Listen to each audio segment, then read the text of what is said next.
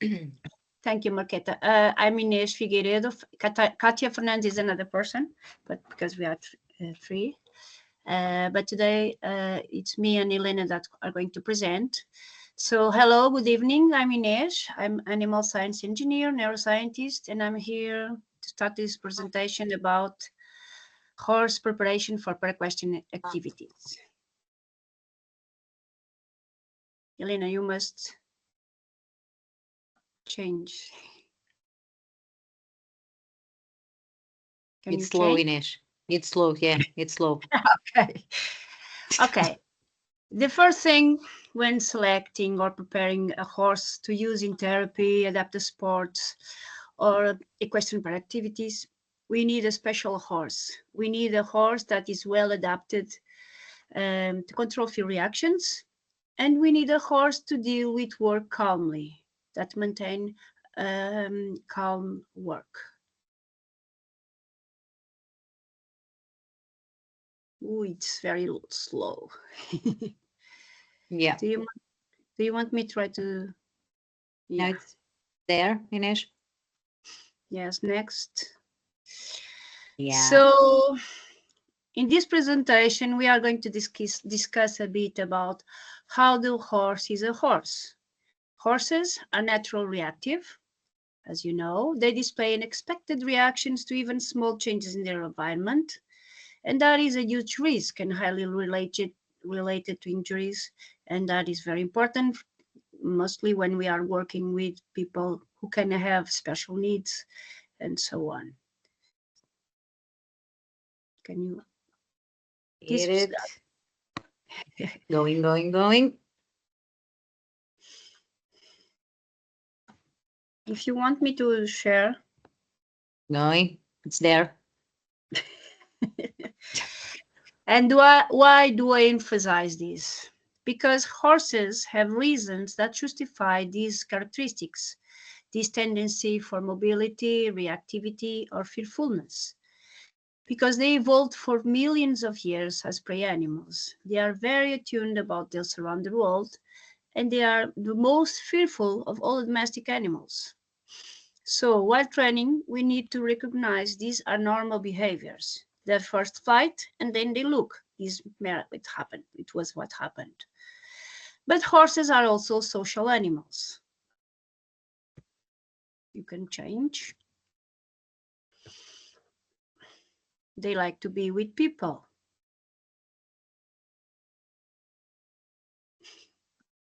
Maybe after the video is not going to be seen. Are you seeing it, Inês? There's no video, honey. No, but that's our last slide. You can change. Next, it's mine. Oh God, then you cut a lot. So I will talk just. Let me just finish. So they are available for interaction. They accept proximity. So horses are fearful, but they like to be next to humans, and they accept human contact.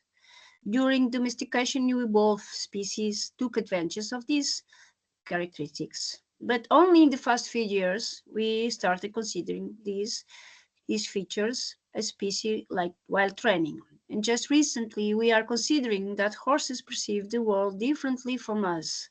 Now Elena is going to talk a bit about the horse sensory system, how it's different from ours, and why this is so important while preparing horses. Now you can start. And thank you for hearing me. Okay. Are you seeing it's quite slow? Are you seeing next slide, Inês? You will be my helper. Okay. So we will go on about how the horse is a horse. If we are talking about preparation of a horse for equine assisted services, we first have to know why the horse is a horse, and the things that we really need to know about is the behavior of the horse. So these things are connected. To know how the horses behave, we have to know his sensory system that is connected to his brain. So we don't need just to have the eyes, the ears, or the sense of the horse. We really need to have the brain of the horse, so we can actually understand how all these things work. So in the sensory systems, now we are talking about 5 senses. We talk about audition, vision, touch, olfactory. But now some studies talk about like the sixth sense. I don't know if you heard about it. It's about they saying that proprioception is the sixth sense that we should talk about. This is science, so I'm not going too far on this one, but just to let you know. But let's keep up. Let me change slowly. Let's keep up with our 5 senses. So the horses has vision, audition, taste, olfactory, and touch. So the response that he has on the environmental perceptions will rely on his eyes. Um, when I talk about this in how the horses behave, vision is what we have a lot to think about, to talk about. Okay, it's very well studied, but sometimes we think the vision is the most important in how the horses behave, but it's not true. Olfactory is also a very, very, very important, and the horses rely on him on this sense very much to change or to do or to react to his environmental changes and perspectives. So the sensory system, we know when we talk about sensorial system, we see that we receive the information from the environment. Okay, so the horse's brain will focus on the external environment.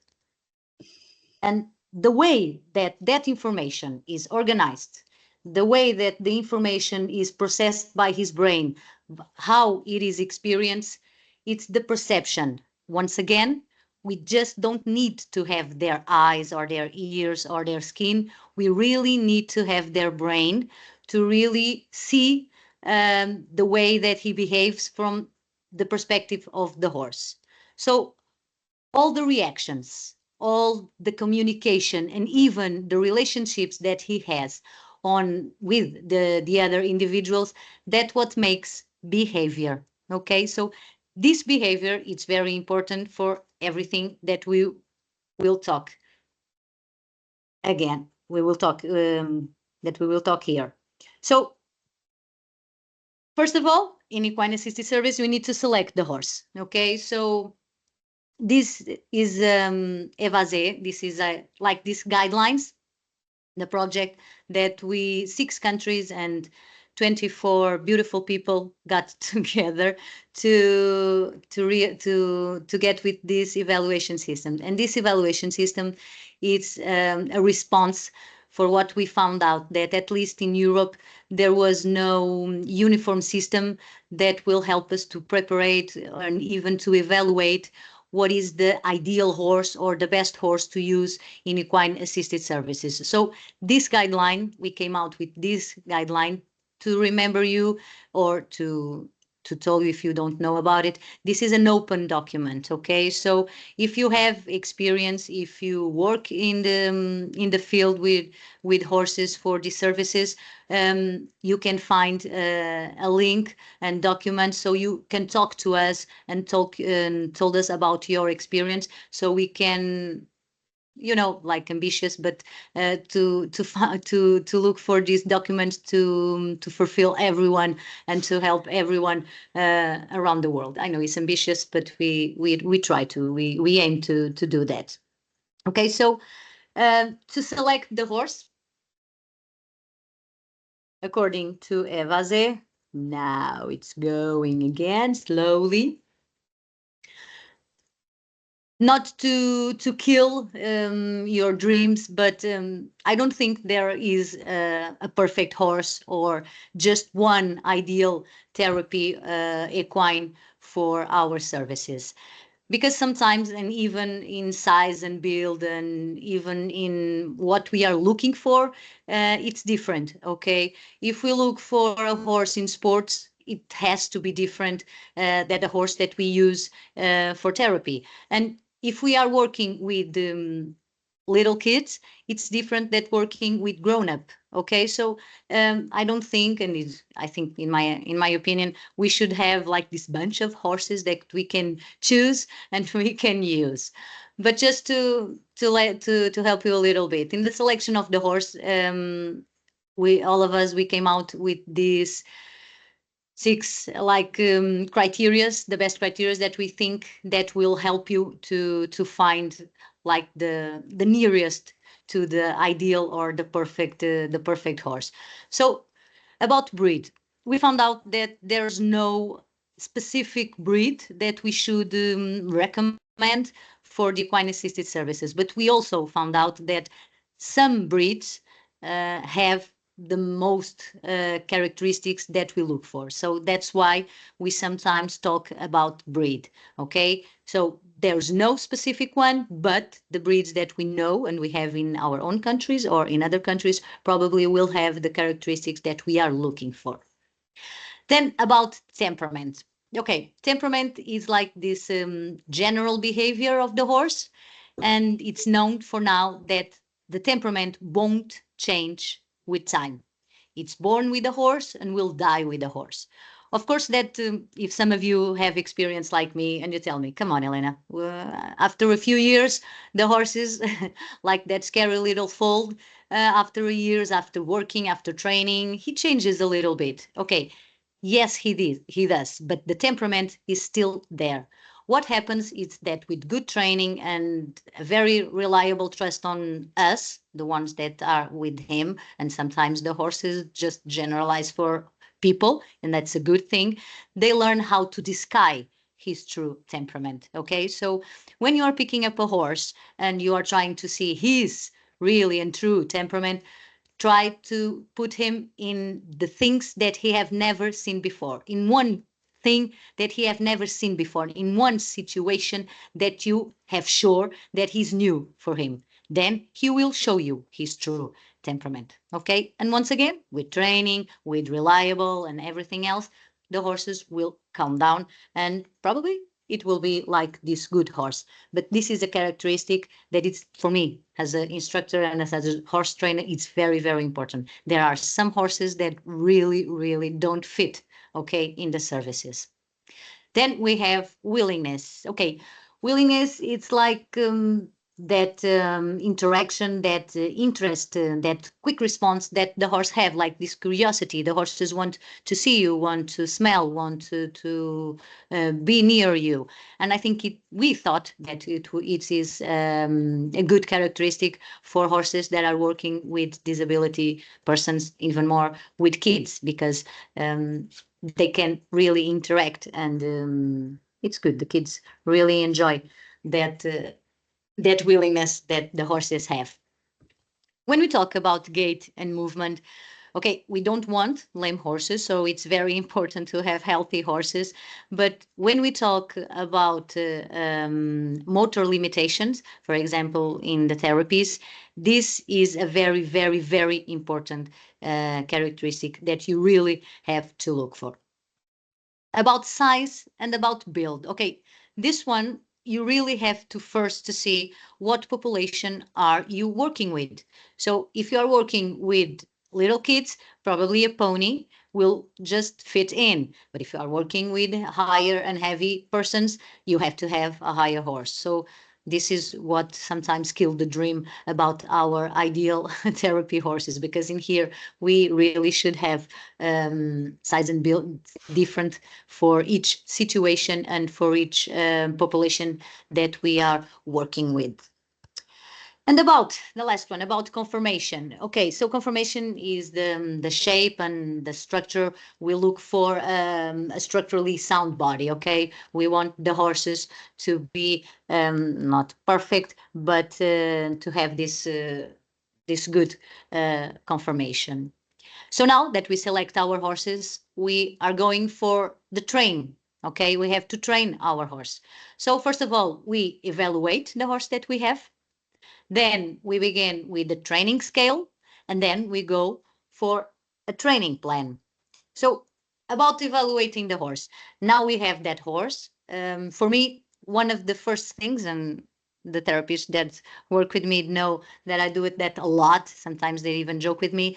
it's to know his temperament. So I'm always trying to put him in some new situations so I can really know what I'm counting in and what kind of horses do I have and in what behave and what the way that he will behave in the new situation. So I can be aware, and after that I can start and go for the training scale. Okay, this training scale is in FEI, in the International Federation. The image that you have, the picture that you have beside, is from Portugal Federation, and I think is general around the world. I think most of our nationals federations go with the same training scale recommended by FEI, okay, by International Federation. This training scale is the training scale recommended for foals. Okay, so but you can pick it up and you can start by this one if you are having a horse, even if it's you the people or the ones that you bought the horse, they tell you, oh, the horse is amazing, it's wonderful. In my opinion, I always go for this one to know the horse, to really know what I can count in, what I can count on in. So I really go with this. First of all, we have to talk about rhythm. Okay, rhythm is like the regularity of time. The regularity, it's like the correct sequence of the footfall, and tempo. It's nice because it's a Portuguese word, but tempo is the speed of the rhythm. Okay, and the rhythm is the regularity of the beat in the paces. But I'm not going too deep in this one. We can have this material for other webinar. So first we look for rhythm. It's the first step. Then we are going to look for suppleness, for elasticity. And this one has to come with no anxiety. Okay, the horses shouldn't be tense. They have to be relaxed. So you will have actual suppleness. Okay, it's like that movement that it's the muscles and the back of the horse is free from tension and is still moving. After that, we have contact. The contact is the acceptance of the beat or even the acceptance of the rope in your hand. If you have the horse even for therapy and you are just leading him by hand, I think it's also important that the horses trust on you. Okay, so contact even in the rope or in the reins, it's important. About the other three things in the scale: impulsion, straightness, and collection. Okay, for this one, if you are working in sports, if you use the horse for dressage, for paravolting, for everything that goes more for sports, you really look for these three items: the impulsion, the straights, and the collection. But for therapy horses, for learning horses, and things that the horse is really not mountain that much, I not going too far on this one. So the therapists are the one that tell me what they want. So then I focused on a training plan. Now this is a teamwork. Okay. Now I'm going to talk with them to see if we are talking about therapy or learning. If we are talking about sports, that part is with me, but we also work as a team. So we have to know what goals do we want to achieve so we can create our training plan. Then we go for the training time. How much time do I need? Or they ask me a lot of times, how much time do you need to have the horse ready for our sessions? And I always respond, it depends on the horse. But true is that when I pick up the horse and I try the horse for just like a few hours, I can schedule, okay, some training time. Not always right, but I try to. And then we'll go for the methods. What kind of methods we are using? We can be riding, we can be vaulting, we can mount or unmountain work, or we can do everything. Okay, if you really want that multidisciplinary horse, you can try, and it's perfect if the horse is fit in everything. Horses to be riding, or horses to be vaulting, and a horse that we can work from the ground. Okay, so this is quite near for our perfect horse. So it's also important that we work body and mind. we don't need just the horse that it's perfect in physical conditions. We really need also a horse that it's perfect in mind conditions intellectually. The horses, okay, I don't think the horses are happy like everyone or some persons ask me, oh, so the horse is very happy to go working. Come on, I'm not happy to go working every day. I just have the perfect motivation. Sometimes it's money, sometimes it's what I really like to do. But if they make me choose, do you prefer to stay in bed or doing other thing? Do you really prefer to go to your job? No, of course not. So I think the horse is the same. So I think we just have to create those motivations, and those motivations are different from horses to horses. Okay, food is your number one, so you can go with that, but there are some horses that really like other things. So you have to find out, in my opinion, in my experience, you have to find out that perfect motivations that makes the horses, when they are in the paddock far away and you just came and just like Sable, and he was like, oh, I'm going to work. And for people that are outside, they are saying, oh my God, the horses really love you. Yeah, they do. No, they just have that perfect motivation that I found out what it is. So we have mountain and mountain exercises. We have vaulting and we have riding. In these ones, in mountain or on mountain exercises, we have a lot of things that we can go for. We have Pirelli, we have Monthly Roberts, we have TRT method, we have clicker training, we have talenting touch. Okay, we have central riding. Come on, we can go. There are a lot of methods that you can use. For me, in my experience, and I'm sharing with you my experience, I guess the ones that I know, I don't know everyone or best. I don't try. I didn't have the time to try all these methods. So the ones that I try, I just pick up the things that make sense to me, and more important, the things that make sense for the horses that I'm working with. And that will depend, of course, in what you are choosing the horses for. So once again, the work team is very, very important. So now I'm going to show you, I hope the connection is okay. Just a little video. This is one of the things that I used to do in the million things that I do. This is one of the things. Do you can see it? Mhm. I hope so. In here, I'm just, I'm not wearing a helmet. I know the girl with the helmet, Katya, is on the floor, but I forgot to put my helmet on. I'm just seeing and doing everything that I can remember, mounting from the left, mounting from the right, and balance the horse, and still ask him to stand still. Of course, he's not standing completely like a statue, but he's okay. He's okay with me touching him everywhere, putting my wave in different places, moving around him, and still ask him to be okay with it. Okay, so this is desensitizing the horse. And he done it perfectly.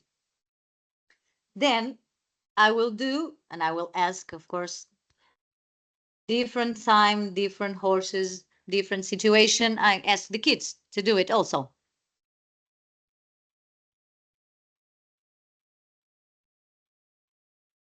This is a funny way of dismounting, but you know the horses stand still and it's okay. So the most desensitized that you do for the horse, the most experience that you put your horse through, the easiest and the reliable in your session your horses will be. Okay, so this is a work that sometimes it's not made in just one day. You really have to go and look and have the time. And once again, that's why sometimes I answer my co-workers that the time of my training will depend on the horse, not just in me or what I want. For me, okay, in one day, everything will be ready, but it's not like that. Some horses just need more time. So after you have, do you know how to behave a horse, how the horses behave, you select your horse, you evaluate your horse, you create your training plan, training methods and plan.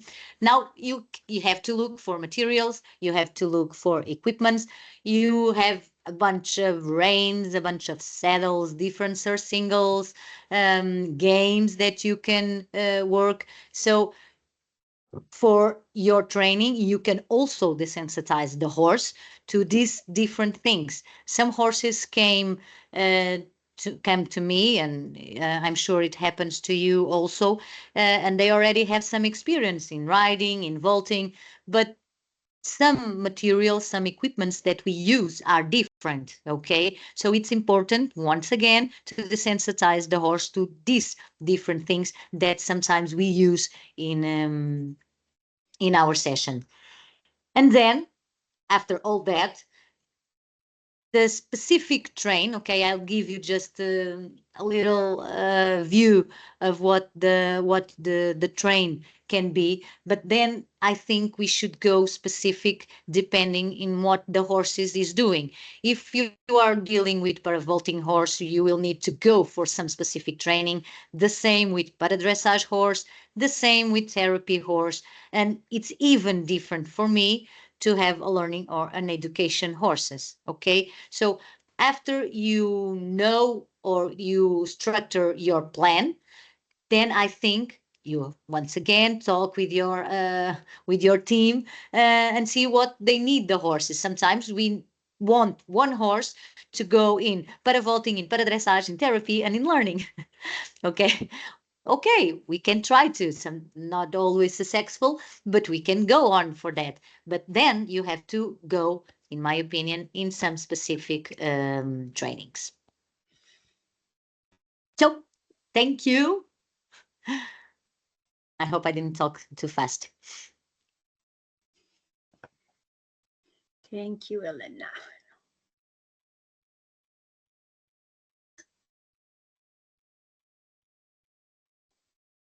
So do you have questions for us?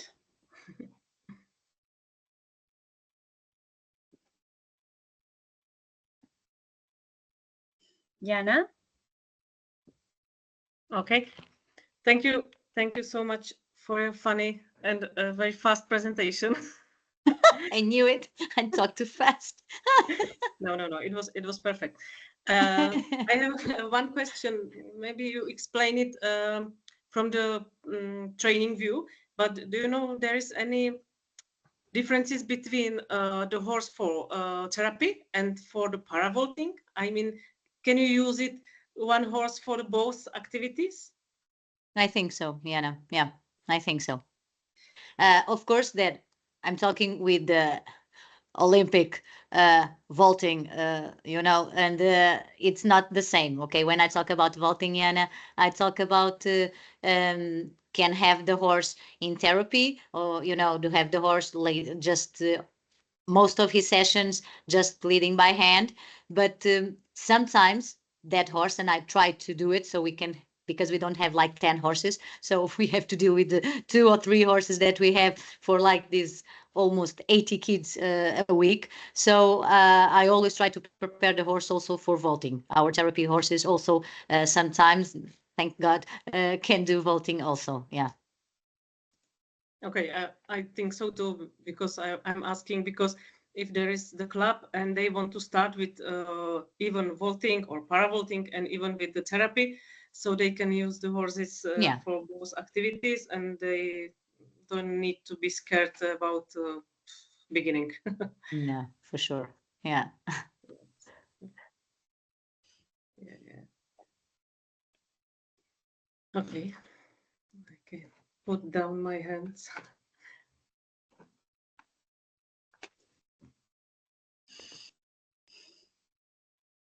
Issy is... Hi, yeah, so thank you for that. That was really interesting. So I don't know if this is a question you could necessarily ask, but I bought my horse, who I'm hoping to turn into my own vaulting horse and also use him for some para vaulters. He has a lot of draft breeding in him, so he is quite chunky but he's got a really curious nature. He's not really spooky. He'll jump at something and then want to look at it. And as soon as he has that reassurance of, walking past it, or I get him to touch it so that he knows that the scary things he can touch and it's okay. But I suppose one thing I need to get him used to is being around children. And I don't know what's like activities that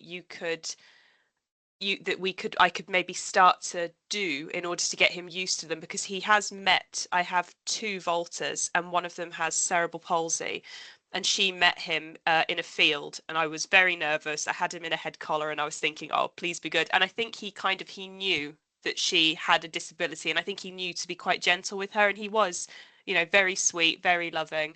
But do you have any activities I could do to maybe get him used to children and having people around him? Yeah. Okay, so yeah, my therapist Katya that is here, she has this theory that, come on, that horse bites me, but when it's a kid, he doesn't bite him, so he knows that kid is different. So your comment is, I'm used to hear that a lot from the therapist, because they always say, come on, the horses do strange things with me, and sometimes they're not aggressive but more playful with us. And with the kids, they are really sometimes are like, okay, this is different. And she always asks me, why is he doing that? Why does he know? Okay, I'm not a magician. I can't tell you exactly why, but if I could suppose why, it's olfactory. The smell is different. And horses can feel your heartbeat. So sometimes I think there's a lot of things that we can go. But answering your question, what you can do. When horses came for the first time, and even if the people told me that, okay, that horse is really used to people, to children, to everyone, the context is different in the session. So the first things that I do is to bring him in a session, but he's not going to work with the kids. He's just in the session for the first times. Get used to the noise, get used to all that confusion that kids made, to see how other horses behave.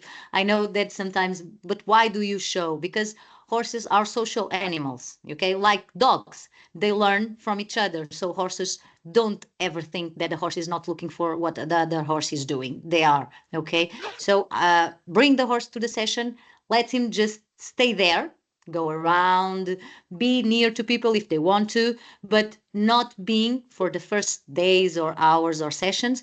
He's not going to be in the session. He's just going to be there. Okay. Then step by step, I go, not going right through the kids. I go with the therapist. They start touching the horses in different places, like I show you in the video. We do those first things, so we can see how the horses will react, how the horses feel, how the horses, okay, he's more sensible in the belly, the other one is in that ear, doesn't like to be touched in the ear. So I can know what will be the sensitized,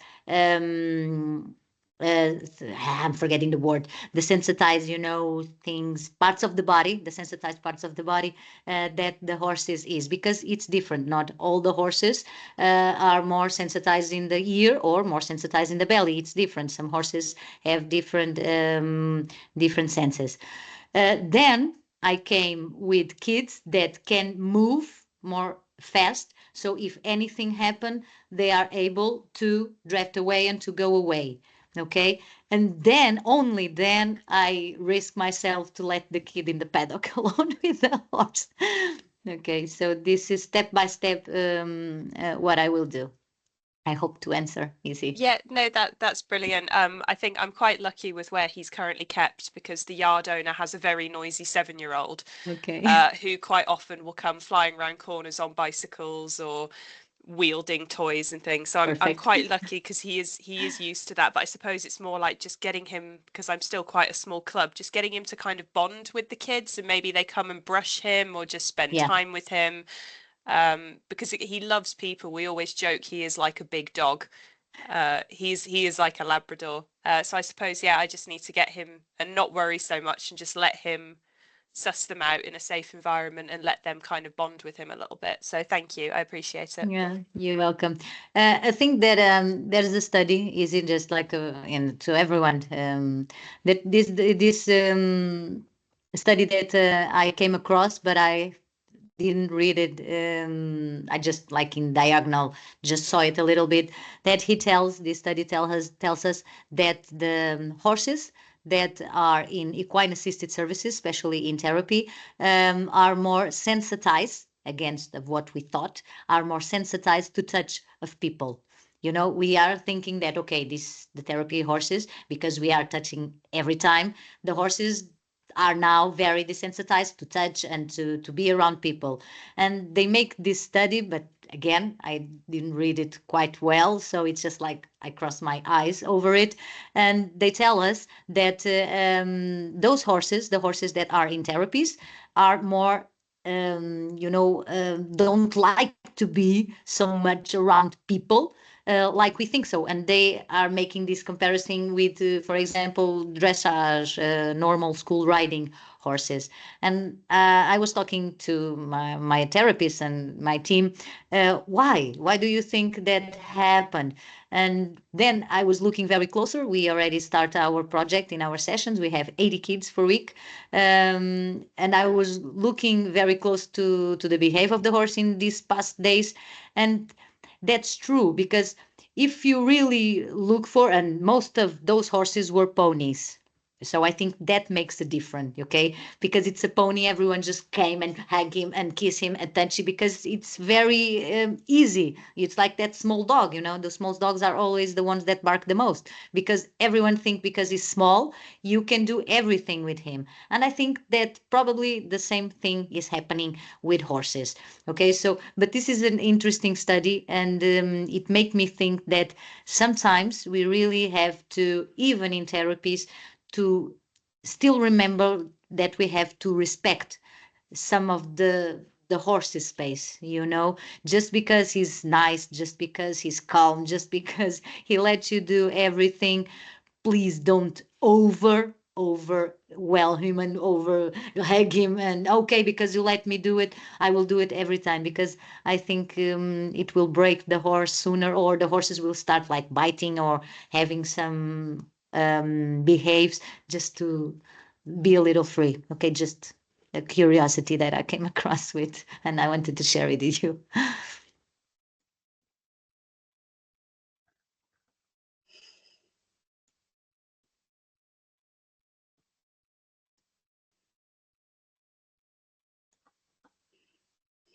Any more questions?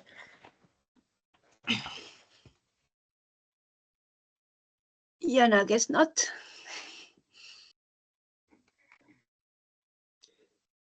I don't have question. I have just notes that when we will start with international paravolting, we have to talk about the scoring for the horse, and it's maybe more about the table what you have in your presentation about the trainings. So it's just an idea how we can evaluate the horse balking. I have no idea. Okay, we can talk about it, Jana. Yeah. Because in vaulting it's about the canter, and canter it's more visible. There can be more mistakes or deficits, but in walking, I really don't know. Do you think it's more easy to see a horse canter than a horse walking? I think so. I don't know. I think so, about the collection and everything about the movement, because you can train it more. So it will be like this this evaluation for the walk of the horse. Is that it, Jana? The horses should be evaluated by the quality of the walk. Is that it? Yeah, there is quality of the walk and everything, the connection with the lunger and communication and behavior of the horse with the athlete, everything in one score. And we don't have it right now in Czech Republic, but Jana, in Mhm. in the Congress I was in Spain last month, there was, maybe I can ask him, and there was a lecture about the walk of the horses. They told about the perfect walk to make, not for vaulting, but for therapy. He talked about. Yeah, I can talk with you about this with Elena or with you. Maybe we can ask for another webinar to teach us how it should be perfect, or how we can teach our horses to do it correctly. But you know that perfect sometimes can be different because, okay, in dressage, Jana, when we talk about this perfect walking, is when the horses, I don't know how to say in English, overstep the place when he puts his hand, his foot overstep the hand. So this is like this perfect walk, and his body is like moving. Okay, in dressage we have all that. But sometimes in therapy, that's why I don't know if in vaulting you should pay attention to that also. Sometimes in therapy they don't want, because they don't want that overstepping and that perfect walking, because it's too overstimulating for the kid. Yeah. And I Yeah, don't that's know correct. if you have the same in vaulting, Yeah, probably you don't want that perfect walk it- because it will be it's too much yes, impulsion, yes. too much stimulation. Yeah, it's really the same. If the horse the horse cantering is almost perfect, it's impossible to do any Exactly. exercise on the back. Exactly. But yeah, Exactly. You want like that almost four time, you don't want the three yes, times. You want that four, almost perfect four, but no one is noticing. yeah, yeah, that's the same. So Yeah. the flat Okay. walking is perfect, but it's not under this table with the highest score. Yeah. Yeah. But Okay. it's Okay. for Okay. another discussion. Yeah. Yeah. Yeah. We have to schedule another webinar. Okay. Hmm.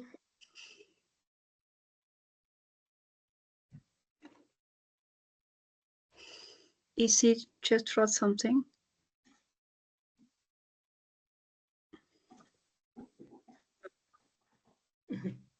Here's a picture.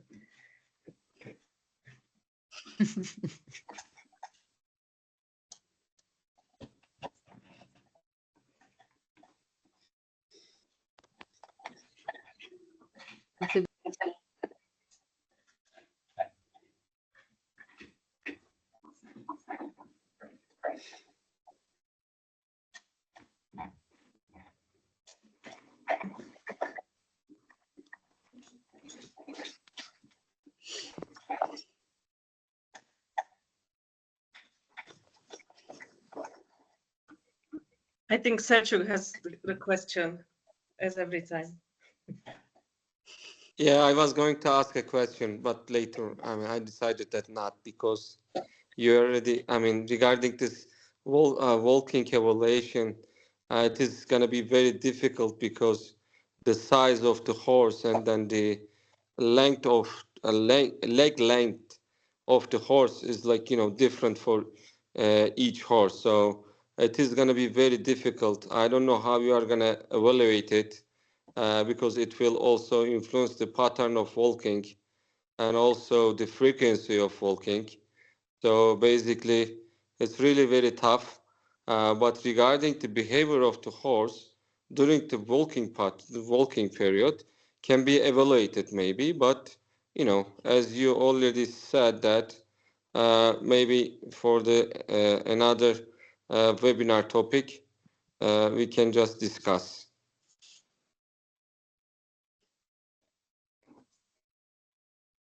I agree with you. Yeah, it wasn't a question, but it was kind of a comment. Yes, yes, yes, yes, yes, yes. Thank you But so thanks for the presentation, Elena and Ines. That was wonderful. Thank you. I really enjoyed it.